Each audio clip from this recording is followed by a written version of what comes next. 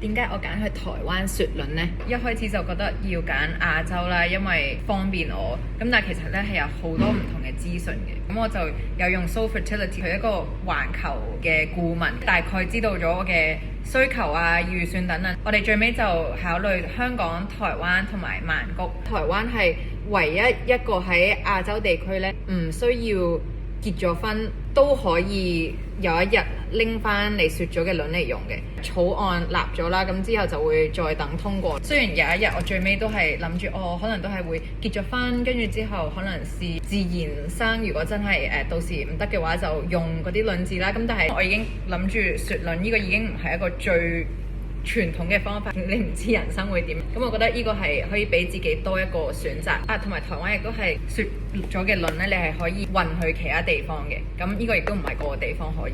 咁同埋台灣嘅價格都係比其他地方相宜啲啦。一開始都唔係最大嘅考慮，因為你都想服務啊、質素啊等等，真係比較好法。因為你做一個咁大嘅程序，嗰陣時我哋就最尾揀咗一間叫 NuaCare。首先佢嘅成功案例係非常之多啦。佢2025年係有多過成1000幾個媽咪係成功懷孕。咁我就揀咗佢哋台北嘅地點，因為我覺得多啲嘢玩、多啲嘢食，同埋好方便啦。服務超級之好，佢係有埋翻譯嘅。英文啊、日文啊、印尼文等等全部都有啦。咁我哋嗰陣時都有一個翻譯係講英文嘅，因為雪卵嗰啲，尤其是聽國語，哇勁難啊啲字。我走嘅時候呢，我就漏咗個護照同埋身份證喺嗰度，跟住我已經去緊機場啦。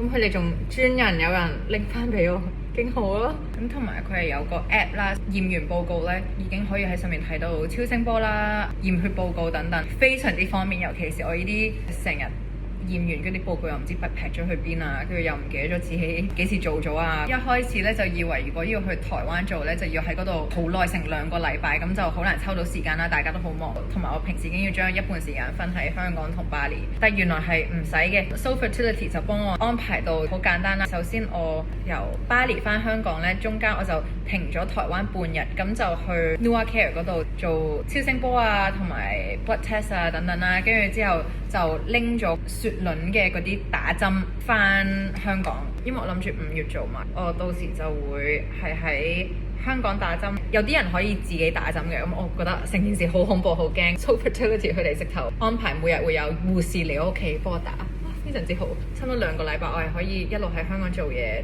打住針8至12日。之後咧，先去台灣就做雪卵嘅步驟，最尾加埋，可能我最多都係要喺台灣5日，喺台北我就可以用嗰啲時間去食嘢啊、去玩啊，當做一個旅行咁。